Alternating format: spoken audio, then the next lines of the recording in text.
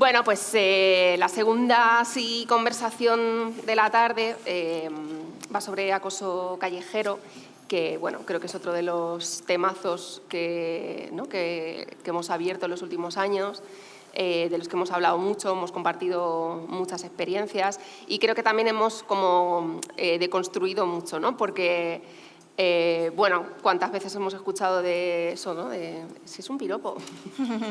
Y ya está, ¿no? Y parecía que con eso pues ya estaba todo dicho y no podíamos quejarnos de nada. Así que bueno, os voy a presentar a las participantes de esta mesa. Abril Zamora, actriz, escritora, guionista, directora, un montón de cosas. Julia López, que es gerente de incidencia de Plan Internacional España. Marisa Soleto, directora de la Fundación Mujeres. Claro. Y Silvia Macedo, que es directora general de L'Oréal París en España. Bienvenidas a las cuatro. Gracias. Gracias por estar aquí. Y bueno, justo lo que ha sucedido también estos años es que al poner atención, ¿no?, a este acoso callejero se han creado como iniciativas, ¿no?, desde diferentes lugares para prevenir, para hacer algo con el acoso callejero, ¿no?, para darle herramientas también a niñas y mujeres para tratar de acabar con eso. Y esas iniciativas han sido, bueno, pues desde colectivos, empresas, instituciones. Sé que vosotras tenéis un programa que se llama Stand Up contra el acoso callejero. ¿Y en qué consiste exactamente? O sea, ¿qué es lo que hace ese programa y desde cuándo existe? Vale, pues primero empezaré por decir que probablemente en esta sala todos conocen el nombre de la marca L'Oréal París, el slogan porque nosotros lo valemos, tiene más de 50 años. Lo que probablemente todos o no saben o no es tan directo es el significado que está por detrás de este eslogan, porque nosotros lo valemos, es un compromiso que la marca tiene con las mujeres para empoderarlas, es un compromiso y un apoyo, digamos, a la libertad, a la independencia de la mujer y sobre todo un apoyo a los derechos de la mujer en el día a día. Dentro de estos derechos está incluido poder caminar en la calle sin tener cualquier miedo o cualquier deseo de sufrir o de ser víctima de un acoso callejero. Algo que pasa en el día a día. Los números son asombrosos. Al día de hoy tenemos estudios que nos muestran que a nivel mundial más del 75% de las mujeres ya han sufrido acoso callejero en algún momento de su vida. Si hablamos de mujeres más jóvenes, los números pueden subir todavía más. Es mucho, 75%. Estamos diciendo que probablemente casi 8 mujeres de cada 10 que están aquí en esta sala ya han sufrido en algún momento de su vida acoso callejero. Si en L'Oréal París queremos empoderar a las mujeres y queremos realmente que se sienten libres y existe esto, pues de ahí nace el programa Stand Up contra el acoso callejero. Es un programa que nació en 2020 de la mano de la Fundación, de la ONG internacional Right to Be y Fundación Mujer en el caso de España para impartir las formaciones. Es un programa que está presente en 44 países y hemos formado más de 3 millones de personas a través del mundo. Obviamente España contribuye claramente en estos números. Y es una formación simple pero muy eficaz que nos permite tener algunas herramientas para poder actuar en una situación de acoso callejero, seamos víctimas o asistimos presencialmente a una situación. Muchas veces somos víctimas o vemos una situación y no sabemos qué hacer. Pues esta formación simplemente nos da herramientas muy simples de cómo detornar la atención, de cómo ayudar a alguien que puede estar en esta situación o ayudarnos a nosotros propios a través de un método muy sencillo. Y es una formación muy rápida, 10 minutos, la podemos hacer online, la podemos hacer presencialmente a través de Fundación Mujer y les invito a todos que hagan la formación porque realmente es muy efectiva y muy rápido de hacer. Julia, en Plan Internacional también justo, ¿no? Este es un tema que habéis trabajado mucho en los últimos años. No sé, bueno, y de hecho habéis hecho también encuestas, ¿no? Y habéis visto que el impacto también del acoso callejero es muy alto, sé que lo habéis hecho en diferentes países.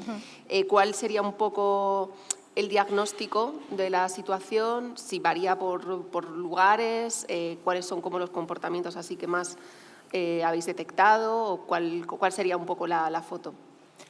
Sí, pues Plan Internacional, que es una organización de infancia, pero que trabaja sobre todo por la igualdad de género y la igualdad de las niñas y las mujeres jóvenes, empieza en 2018 con el programa Safer Cities for Girls, que bueno, lleva a cabo dentro de ese proyecto una investigación que se realizó por primera vez en 5 ciudades que son muy diferentes entre sí, como Lima, Sídney, Madrid, Kampala y Nueva Delhi.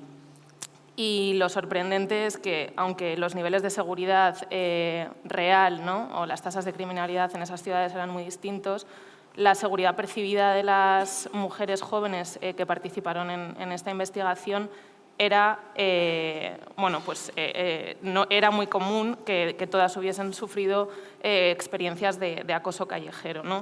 Hablamos con chicas de 16 a 30 años y recogimos más de 21.000 experiencias en esas 5 ciudades.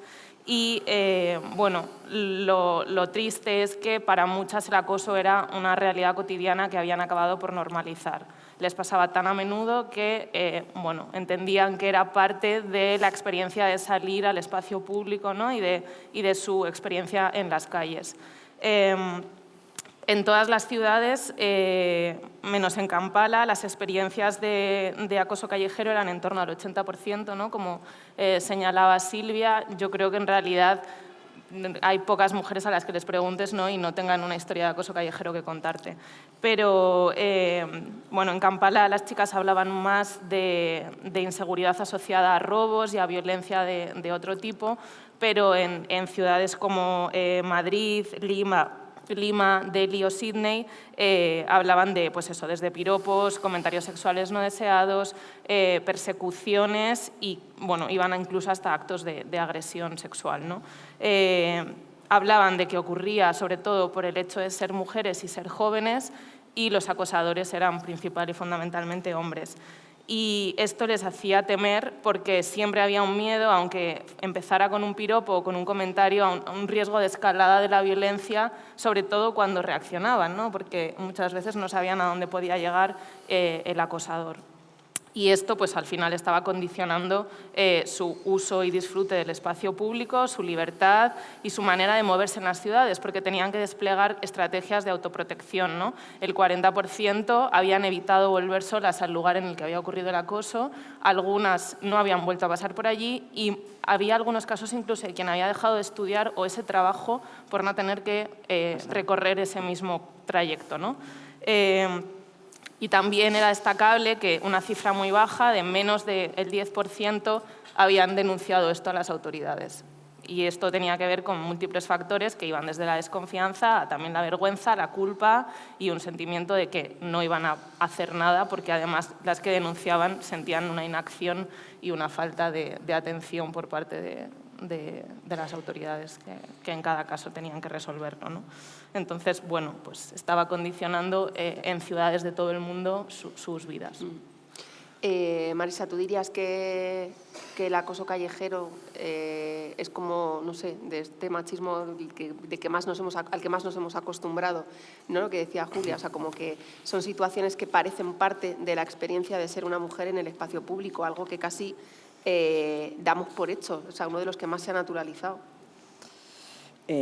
Y no solo, ¿no?, sino que en muchas ocasiones incluso nos tenemos que enfrentar todavía a argumentaciones que lo defienden como identidad cultural, ¿no? Es decir, que el pisa morena, pisa con garbo, ¿no?, pues sigue siendo en muchas ocasiones defendida, ¿no?, como parte de una manifestación cultural y además como una parte de contestación hacia las mujeres que se quejan del tema del acoso, ¿no? Yo creo que Julia lo ha explicado muy bien. Y los estudios que se están haciendo por parte de L'Oréal París en el marco del programa Stand Up por Ipsos, que se están revitalizando, expresan muy bien cuál es el nivel de generalidad de este problema. Es decir, que podemos hablar del 75%, pero si queréis hacemos la prueba. ¿Levantáis la mano? Todas. ¿Vale? Entonces, quiero decir que no hace falta. Forma parte de esa cuestión, y tú lo sabes bien, Ana, de micromachismo cotidiano, de machismo cotidiano. Probablemente es la manifestación más general de machismo cotidiano al que nos enfrentamos las mujeres. Hay que decir, y insisto, Julia lo explica muy bien, lo que pretende este ejercicio de violencia callejera, ¿no?, de violencia de bajo tono, callejera, muchas veces disfrazada de ese halago, de ese piropo, es una cierta disciplina de las mujeres en los espacios espacios públicos. Además, probablemente estamos hablando de una violencia que nos une intergeneracionalmente. Es decir, nuestras abuelas nos lo contaron.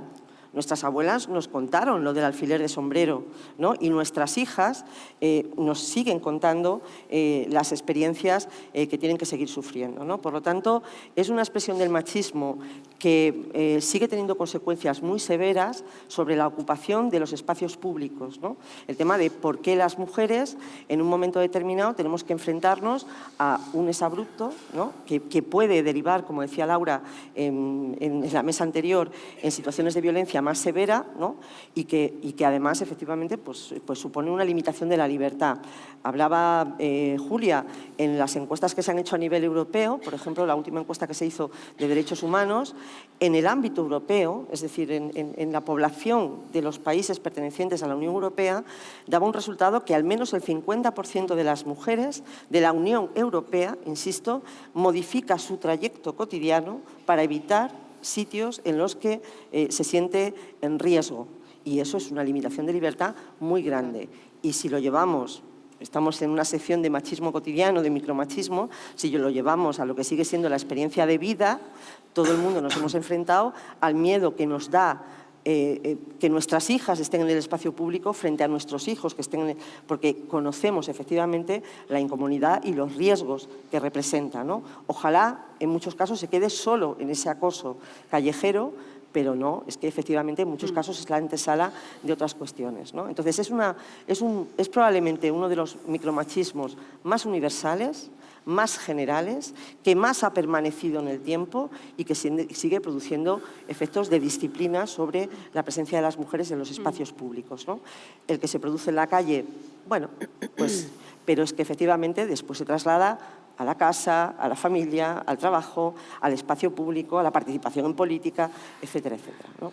Sí, lo que dices de cómo, ¿no?, se justifica culturalmente, ¿no?, o socialmente muchos de estos gestos es curioso, ¿no?, porque siempre, ¿no?, cuando yo creo que cuando empezamos a hablar de estas situaciones, muchas veces, ¿no?, lo que recibíamos es como, bueno, pero es que es un piropo, es un comentario bonito. Sí, pero, o, no, sí. no, pero te digo porque una de las cosas que pasó, ¿no?, con micromachismos es que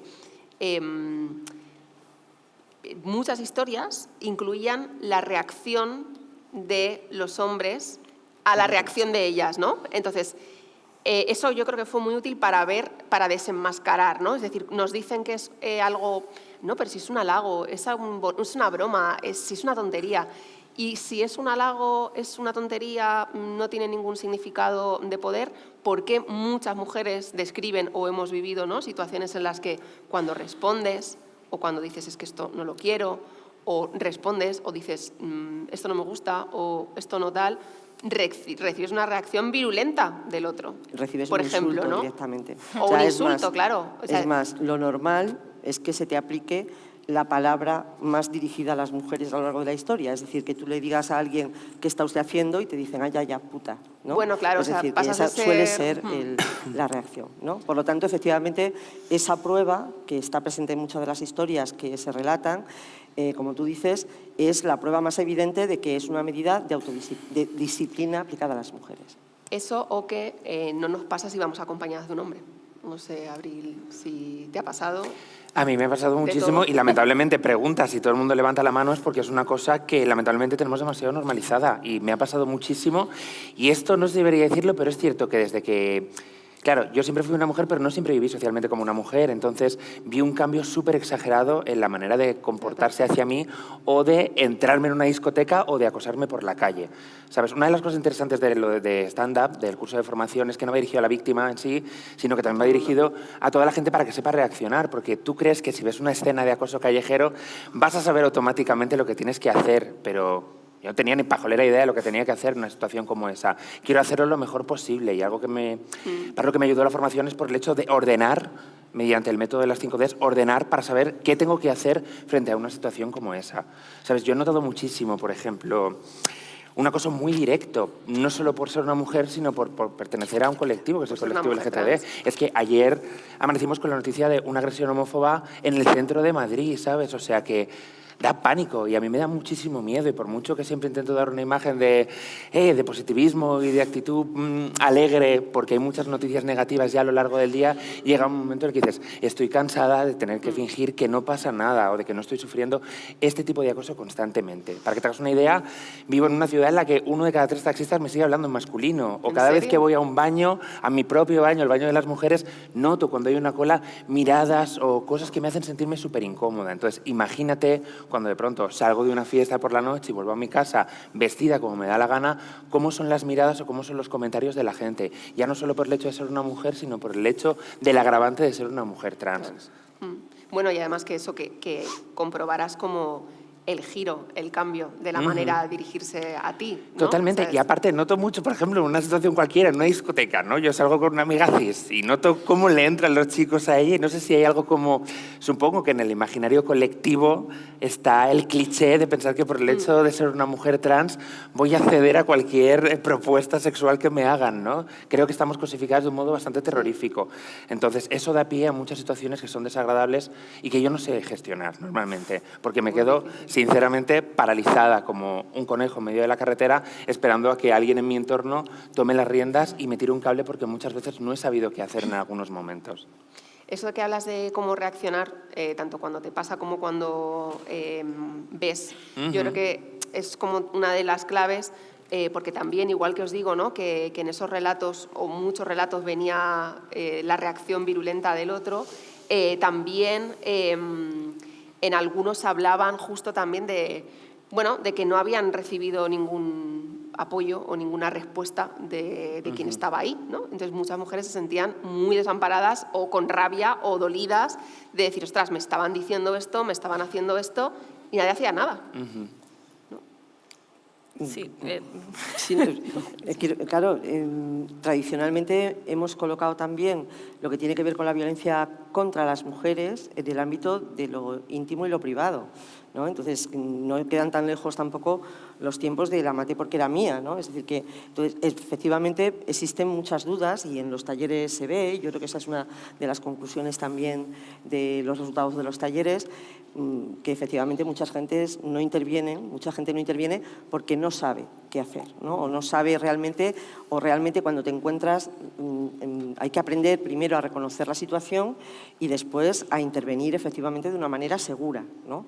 Entonces, básicamente, lo bueno que tiene Stand Up y la metodología que aplica el tema, aparte de que aplica una regla mnemotécnica muy facilita, ¿no? Que son las 5 Ds, es que efectivamente le da forma, o sea, hace una cosa que nos gusta, nos encanta en Fundación Mujeres, que es hacer feminismo cotidiano, ¿no? Es decir, cuando decimos que tenemos una posición de tolerancia cero con la violencia hacia las mujeres, realmente significa que estamos dispuestos a llevar a nuestra vida cotidiana algunas acciones que permitan frenar lo que pueda ser esas situaciones de acoso contra las mujeres, ¿no? Pues entonces, si tienen ustedes libreta, apunten. Lo primero, distraer, es decir, si ven ustedes una situación en la que alguien puede estar siendo acosado, pregunten la hora al agresor o a la víctima. Lo segundo, delegar, saber buscar ayuda. Si estamos en el metro hay que buscar el servicio de seguridad o hay que ver a quién, qué figura de autoridad hay cerca para poder denunciar esa situación. Hay que documentar la situación. La mayor parte de las veces las víctimas, y esto lo ven ustedes cuando se producen delitos más graves, ¿no? Y episodios más graves, la principal pena que pasan las víctimas es que nadie las va a creer. Por lo tanto, estar cerca de alguien y facilitar y saber observar para ver cómo hay que contarlo o cómo hay que documentar esa situación es absolutamente fundamental. Por supuesto, consolar a la víctima. Es decir, que también suele suceder que las mujeres se sienten culpables de las agresiones que sufren. Esto es una constante. Nos cuesta tanto proteger a las víctimas porque las víctimas de cualquier tipo de violencia, pero también del acoso callejero, creen que han sido las que han provocado el tema de la situación de violencia ejercida contra ellas. Y por lo tanto hay que aprender a consolarlas y a decirles aquello de la culpa no es tuya independientemente de lo que lleves. Y en tercer lugar, dirigirse al acosador. Porque suele ser una reacción muy cotidiana que queramos enfrentarnos al acosador y decirle, oiga, usted, ¿qué está haciendo? ¿Dónde va? Pero siempre hay que hacerlo desde el punto de vista de la seguridad, tanto de la propia seguridad como de la seguridad de la víctima. Lo más importante en ese momento no es encararse ni ponerse al mismo nivel. acaban ustedes de recibir la formación de stand-up. Es decir, todos certificados. Momento.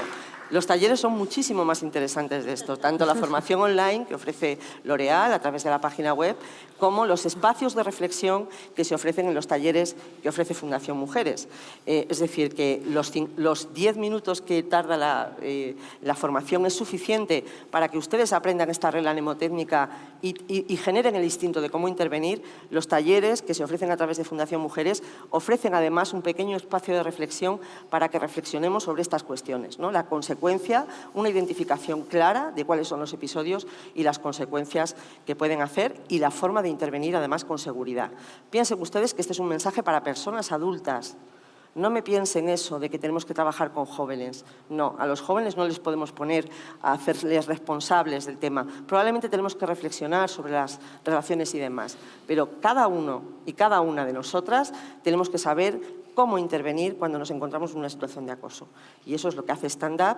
Y aprovecho para decir que Fundación Mujeres nos hemos sentido durante todos estos años muy honradas de la confianza de L'Oréal París en este programa tan estupendo y que además representa un ejemplo extraordinario de cómo el ODS 17, de alianzas entre lo público, lo privado, las ONGs, puede dar resultados estupendos para combatir un tema tan tremendo como es la violencia contra las mujeres. Así que, Silvia, muchas gracias como siempre. Gracias. ¿Vale?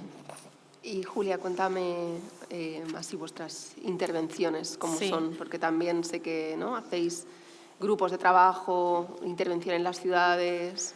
Sí, nuestro programa Safer Cities for Girls, que ya se ha llevado a cabo en más de 30 ciudades de todo el mundo, en España, por ejemplo, en Madrid, Barcelona, Sevilla y Valencia, ya lo hemos llevado a cabo y además de otras ciudades.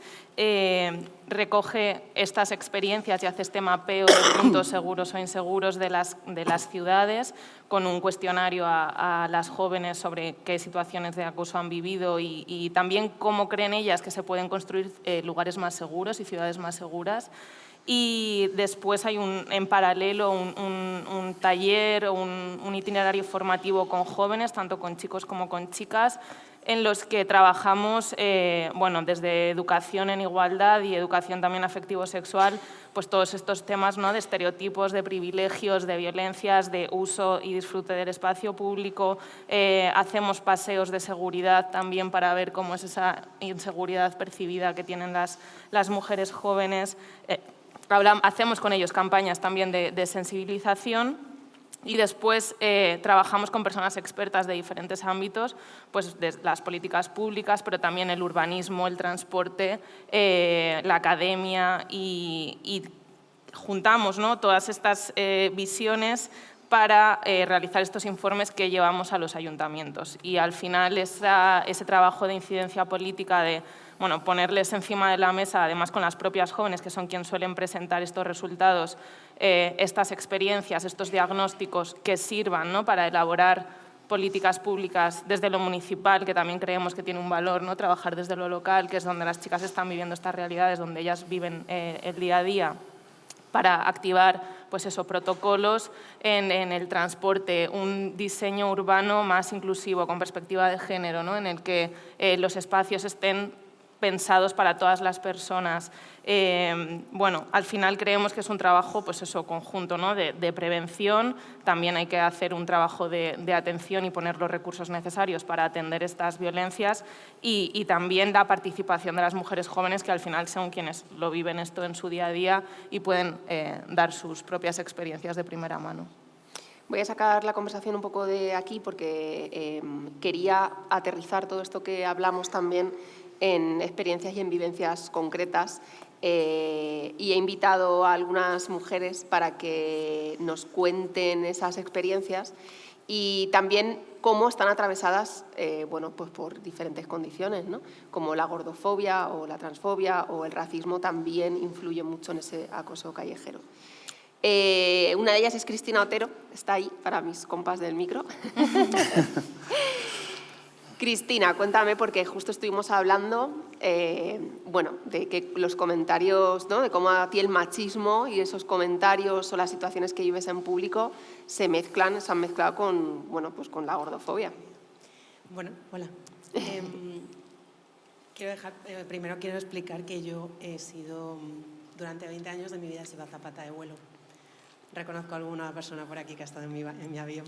Pero, es importante porque creo que las azafatas de vuelo tenemos una fetichización de nuestro aspecto, de lo que se espera de nosotras, de cómo tenemos que ser. Entonces, tenemos que encontrarnos con esa primera mirada. Cuando vas de uniforme por la calle, todo el mundo te mira y todo el mundo espera un aspecto de ti.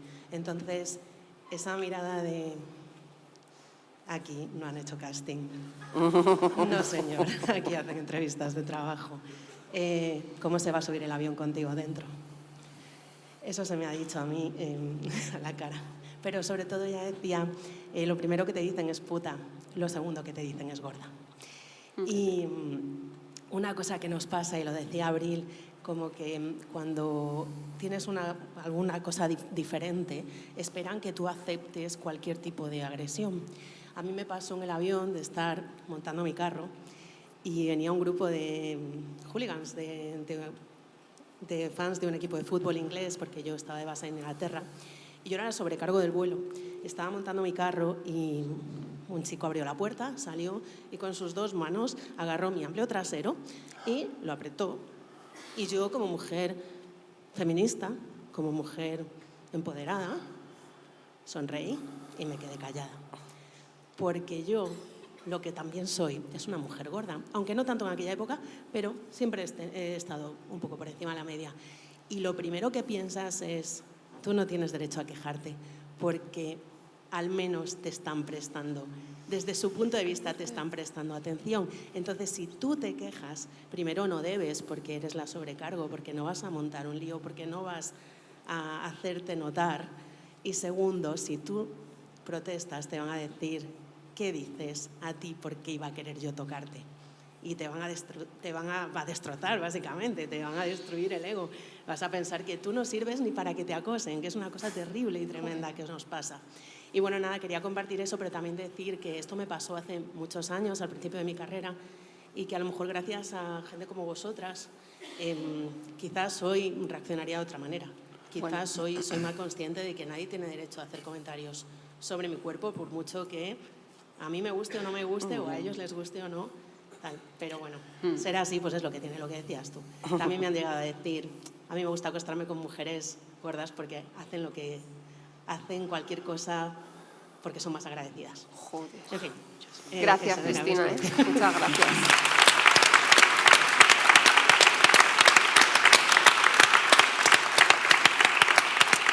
Es que es normal, perdóname que te diga, el hecho de no, quiero tener el derecho de no saber cómo reaccionar frente a este tipo de escenas, ¿sabes? Porque es interesante la formación para la gente que está viendo el acoso, porque en muchos momentos, por mucho que yo la he hecho, a lo mejor cuando me vuelva a pasar cosas que me han pasado de un tío que me ha cogido por detrás y que me ha mordido en el cuello y me he quedado paralizada, quiero tener el derecho de no saber qué hacer, ¿sabes? O sea, que es maravilloso que la gente haga la formación para saber cómo reaccionar desde fuera, porque a lo mejor, por mucho que yo sepa cómo debo reaccionar, verme en esa tesitura a lo mejor me vuelve a dejar paralizada.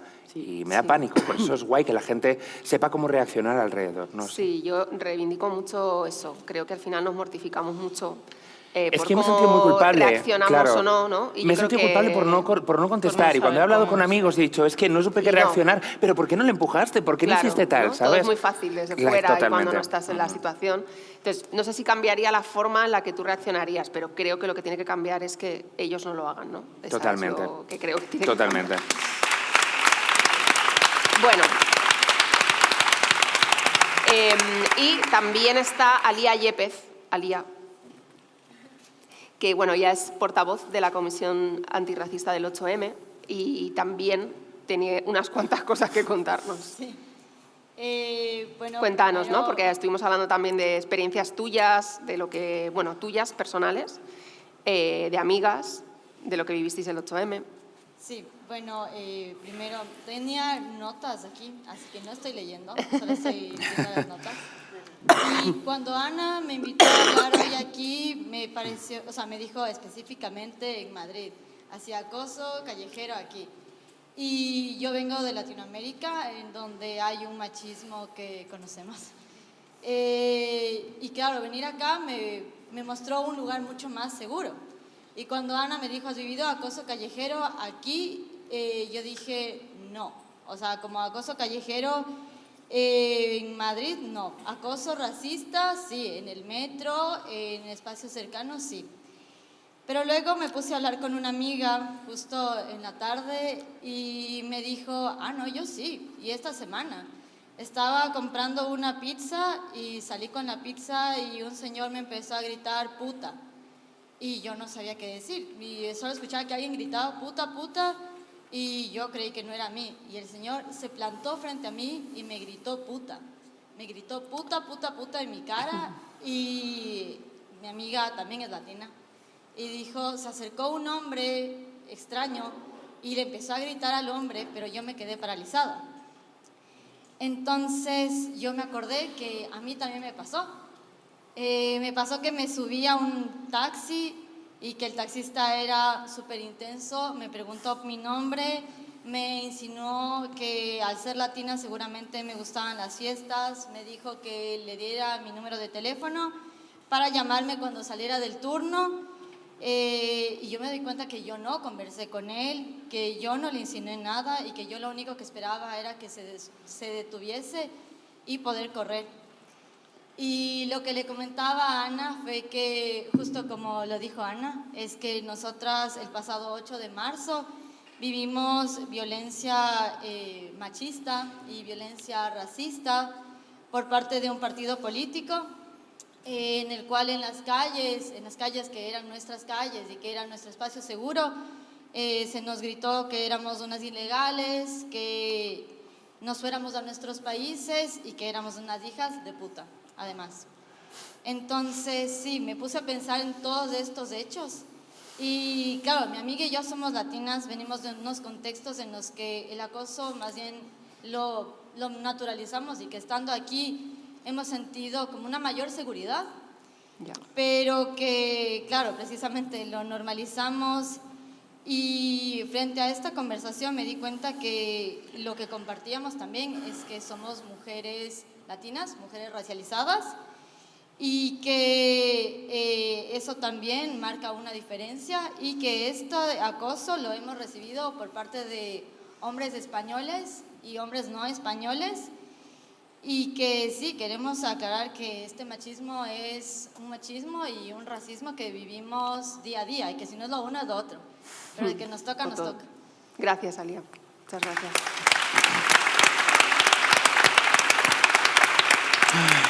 Y para terminar, Isabel Muñoz. Isabel. ¿Qué tal, Isabel? Ahí, hola, el micro. Isabel Muñoz, que es una mujer trans, ¿no? Y que también creo que tiene pues, una experiencia de acoso callejero tremenda a tus espaldas, ¿no?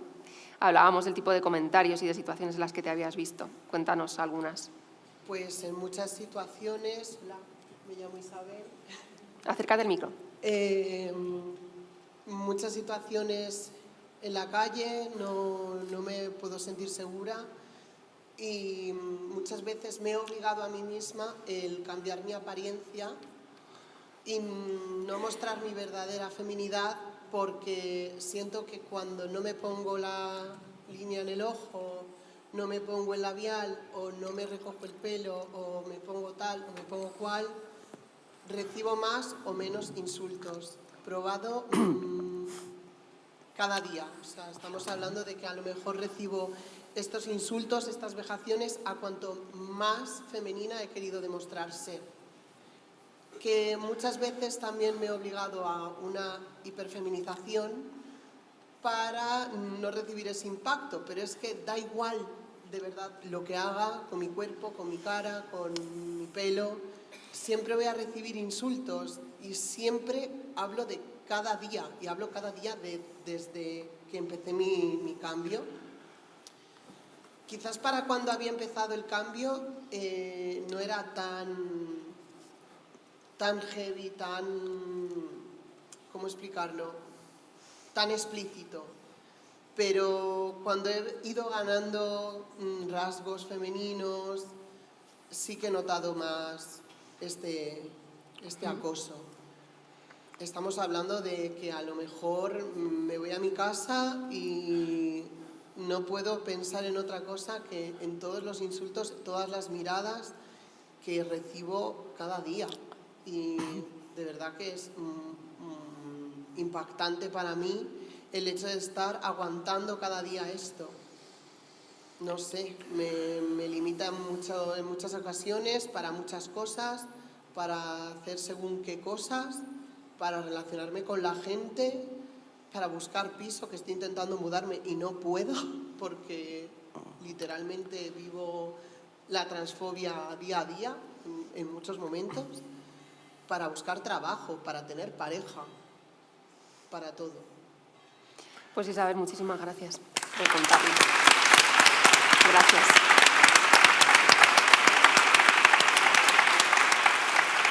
¿Quieres decirle algo? Porque... Ay, amiga.